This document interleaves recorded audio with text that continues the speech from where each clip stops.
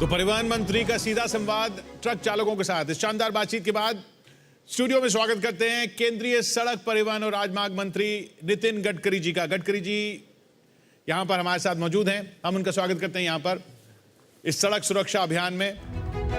आइए सर।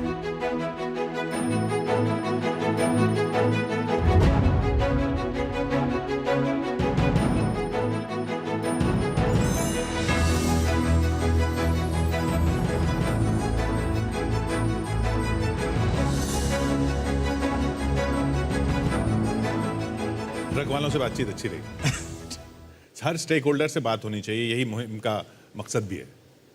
ये बिल्कुल सही है कि जो उनकी समस्याएं थी वो अभी तक हमारे समझ में भी नहीं आई और उनकी इस छोटी छोटी समस्या को हमको सुलझाना होगा।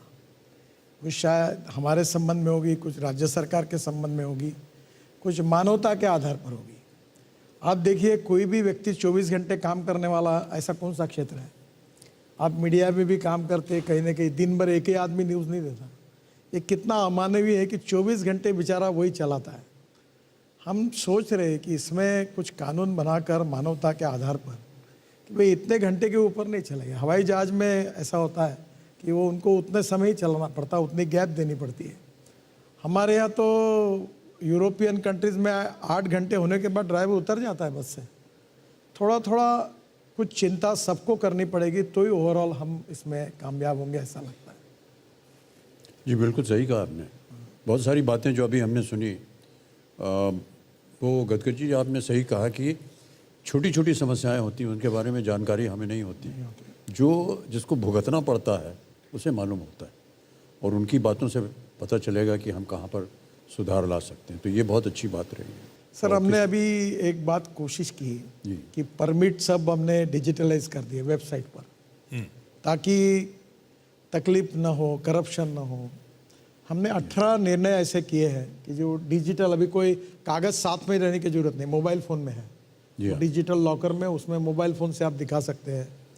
बहुत सी बातों को हमने किया है, पर और भी बहुत कुछ करने की आवश्यकता है।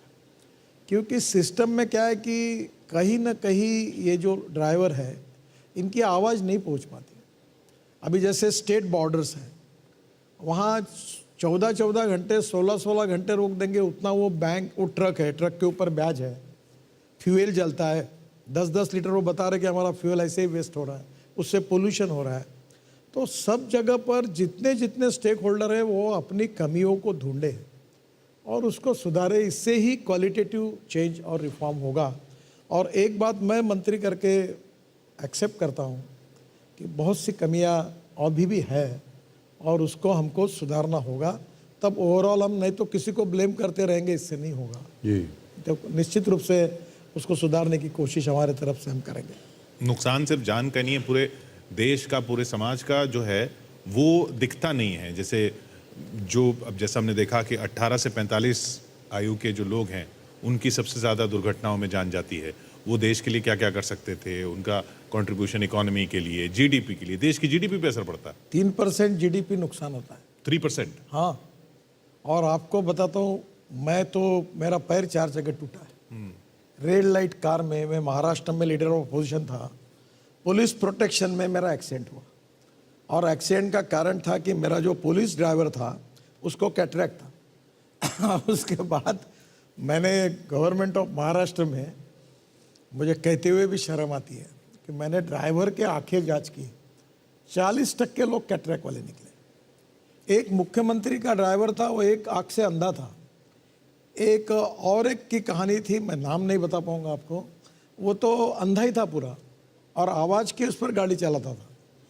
कल मैं 5-6 मुख्यमंत्री जी के राज्य में गया तो कल उन्होंने ये जो अमेज़ॉन के ऊपर एक प्लेट मिलती है वाली इसकी मेटल की, जो आवाज़ देता है ना सायरन, अगर बेल्ट नहीं लगाया तो वो रेडीमेड लेके लोग लगा लेते थे। मैंने कहा इनके ऊपर क्रिमिनल केस रजिस्टर करो, ये बेचना नहीं। तो मुझे प्लेट डाल देते हैं वहाँ पे और उससे फिर सीट बेल्ट का सायरन नहीं बजता। सर, 3 मुख्यमंत्री जी के कार में मैं बैठा, पीछे में मुख्यमंत्री बैठे और मेरे सामने ड्राइवर ने वो प्लेट लगाई। मैंने अब उसको डांटा कि उनको भी कहा कि ये गलत है, ये निकालो, इसको फाइन होगा। और अभी हमने बाकी लोगों को बेचने के लिए भी बंदी लाई। यानी आप ये समझ लीजिए कि जो आप लोग अवेयरनेस तैयार कर रहे हैं यार, जिसके लिए सहयोग कर रहे हैं, इसकी आज अवस्था क्या है। अब मैं जब परसों गया तो स्टेट का नाम नहीं बताता, चीफ मिनिस्टर का भी नाम नहीं बताता, तो ड्राइवर वही था, उसने कहा सर ये बेल्ट है, तुरंत लगा। तो कहीं ना कहीं मुझे लगता है कि ये लोगों का जो माइंड सेटअप है, ये कि कानून के प्रति सम्मान भी नहीं और डर भी नहीं, तो ये हमारे लिए नुकसानदायी है। और ये अमिताभ जी जैसे लोगों को कहेंगे तो गंभीरता से लोग लेंगे और इसका माइंड सेटअप बदलेगा, ऐसा मेरा विश्वास है। अब ये बताते समय भी मुझे अच्छा नहीं लगता। नहीं, बहुत अच्छी बात कही है आपने तो कहा कि प्लेट लगाते हैं, बहुत से लोग वो पेटी को पीछे से ले जा करके हाँ, वो भी इधर लगा के जोड़ रखते देते हैं, तो वो टेंटे बंद हो जाते मैं हैं। ये आप जो बात कर रहे हैं, मैं ये प्राइवेट की नहीं कर रहा हूँ, जी मैं अधिकृत सरकारी गाड़ी की बात कर रहा जी, हूँ, बिल्कुल जिसमें सबसे बड़े व्यक्ति बैठते हैं, उसमें की बात कर रहा हूँ कि पीछे से बेल्ट लॉक करके रखा है ताकि आवाज नहीं आता। अभी हमने बेल्ट में कानून बनाया कि पीछे में भी बेल्ट लगाना पड़ेगा, नहीं तो वो आवाज आएगा। बिल्कुल बिल्कुल। अब वो भी लोग अभी भी बहुत बार लगाते हैं, नहीं लगाते। पीछे की सीट पे इतने हादसे हो गए, बहुत हादसे हो गए। देखिए ना आप, कितने बड़े प्रमाण पर अच्छे लोग कैसे कैसे हुए, इसकी घटनाएं कितनी गंभीर है। कानून जो बनता है, आम तौर पर ये एक धारणा बन गई है सबके मन में कि कानून बना है कि तो इसको तोड़ा कैसे जाए, बजाय इसके कि इसका पालन कैसे किया जाए। सबसे पहले ये सोच आती है कि इसको तोड़ने के लिए क्या क्या करना चाहिए, तब ये सारी चीज़ें, ये प्लेट है, ये वो है, ये सब निकलती हैं बातें। ये इस विचारधारा को बदलना होगा, मेरा ऐसा मानना। सर ये मैं युवा था, स्टूडेंट लीडर था यूनिवर्सिटी में, तब एक विजय सुपर स्कूटर आती थी। हाँ, तब वो कुछ साधन नहीं थे, मैं 77 की बात कर रहा हूँ। तो मैं यूनिवर्सिटी में एक स्कूटर पे बैठे थे, तो गाड़ी नहीं, कुछ नहीं, चुनाव होता था। तो अब मुझे शर्म आती कि अपने बर्ताव से, तो 3 लोग बैठे थे और चौथे को स्टेपनी पे बिठाकर उसको बोलते थे नंबर प्लेट पे हाथ रख और चल गाड़ी जा रही। इससे बेईमान होकर, क्योंकि वो जो स्वभाव, एज, वो सब जो रहता है उसमें इसका महत्व ही समझ में नहीं आया बिल्कुल सही कहा कि भाई आप किससे खेल रहे हैं, हमारे जान से हम खेल रहे हैं। तो ये बाद में ध्यान में आता है कि एक एक की जान, और ये मरने वाले लोग हैं उसमें मैक्सिमम 64-68% 18 से 34 वयोवर्ग के जी यंग लड़के, कोई डॉक्टर है, कोई इंजीनियर है, उनका परिवार पूरा ऐसी स्थिति में आ गया। मुझे लगता है कि ये बहुत ही गंभीर का विषय है और निश्चित रूप से इसका परिणाम निकले। हम भी इसके प्रति बहुत संवेदनशील है, पर आप सबकी सहयोग से मुझे लगता है कि कुछ ना कुछ नक्की परिणाम निकले। एक ये जो सिग्नल है सर, इसका पालन करना बहुत आवश्यक हो गया। बहुत लोग समझते भी नहीं है सर इसको, कि रेड लाइट है तो रुकना चाहिए आपको, और येलो लाइट के ऊपर जो है आपको ठहरे रहिए, जब तक कि आपकी लाइट ग्रीन नहीं हो जाती तब तक आप पार मत कीजिए।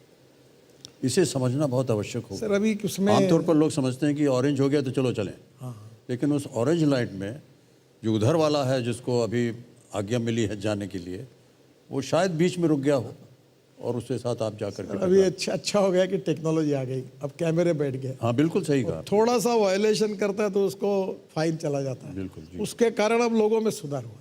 जी जी तो आप बिल्कुल सही कह रहे हैं कि ये थोड़ा रुकेंगे तो क्या फर्क पड़ता है। दूसरा आजकल एक होता है, रात को क्या होता है, ट्रैफिक नहीं होता और सिग्नल का अवधि ज़्यादा होता है। बिल्कुल। तो वो ड्राइवर इधर उधर देखता है कि लाल रेड सिग्नल होने के बाद में वो गाड़ी डाल देता है, उसमें कोई तो भी स्पीड से आता है और डैश हो जाता है।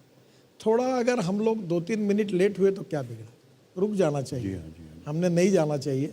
थोड़ा सा ये जो मानवीय बिहेवियर है इसको बदलना चाहिए, बदलना पड़ेगा। यही कई बार गडकरी जी, विदेश में मैंने देखा है रात के 2 बजे कोई नहीं है सड़क पर, और अब मैं गाड़ी में जा रहा हूँ कि देखा हूँ कि लाल बत्ती है तो हम रुके हैं, साथ में साइकिलिस्ट एक आया है, वो रुका हुआ है। ये इतना अच्छा उदाहरण होता है देखने के लिए। रुका है, साइकिलिस्ट है, और जब तक कि हरी बत्ती नहीं हुई वो पार नहीं किया उसने। आप ये जैसी बात करें दूसरी कि कोई सीनियर सिटीजन यार क्रॉस कर रहा है, उसके लिए रुकना चाहिए। वो गाड़ी बिल्कुल। तुरंत, भले कुछ भी हो, गाड़ी वाला रुकता है और पहले उनको जाने देता है और फिर जाता है। ये बहुत अच्छी बात हमने काफ़ी देशों में देखी है। जी। अब धीरे धीरे हमारे इसकी शुरुआत हुई है, लोग ऐसा पालन करने लगे हैं, और सिस्टम को भी हमने चेक, काउंटर चेक में ये जो कैमरे वगैरह लगाए, जी, जी, जी। इसके डर के कारण भी थोड़ा बहुत परिणाम हुआ है और लोगों के बिहेवियर में भी चेंज हो रहा है। थोड़ा बिहेवियर बिल्कुल सही कहा आपने। थोड़ी सी इज्जत अगर आ जाए सामने वाले के लिए भी तो बहुत अच्छा लगता है। बहुत अच्छा। मान लीजिए सड़क जो है सांकड़ी, दो गाड़ी शायद मुश्किल हो जाने में, उधर से भी आ रही इधर से भी आप जा रहे हैं, अगर आप मान लीजिए 1 सेकंड की थोड़ा सा उसको जगह दे देते हैं जाने के लिए, क्या जाता है आपका। लेकिन आप अड़े हुए हैं कि नहीं हम जाएंगे पहले, और वो ना वो अगर वो भी अड़ गया तो आप रुके हुए हैं।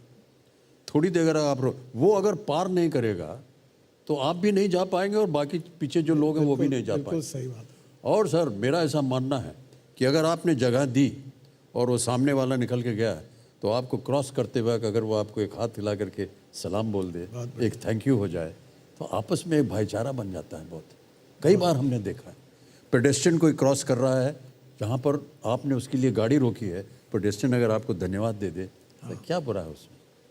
ये बहुत सही आपस बात में है। एक भाईचारा जो है बनता रहता है। कई बार हमने ऐसा किया है। आप पहले मुड़ गए और वो पीछे वाला रह गया, तो आपने देखा कि आप शायद जल्दी में थे, तो आपने उसको धन्यवाद देने के लिए ऐसे बोल दिया और फिर आप निकल गए। ये एक बिल्कुल, आपस में एक बहुत- भाईचारा बहुत बनना अच्छी बहुत बात है। आवश्यक है। मैं ऐसा मानता हूँ। इसलिए बार बार कह रहे हैं, जो जो शब्द का इस्तेमाल कर रहे हैं, परवाह नहीं कर रहे, बिल्कुल सही कहा।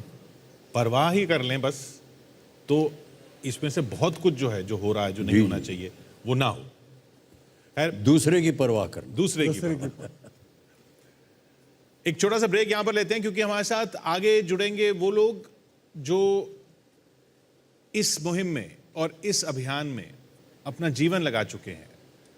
कुछ लोगों ने बहुत कुछ खोया और उससे सीखा, और फिर वो और लोगों को बता रहे हैं कि क्या नहीं खोना है, कैसे नहीं खोना है। बहुत अहम है ये। जब हम आंकड़ों की बात करते हैं, जैसे अमित जी ने बताया, ये आंकड़े सिर्फ आंकड़े सुन के आप उनको भूल ना जाइए कि बस आए और गए। ये आंकड़े नहीं हैं, ये लोगों की जान है जो गई है।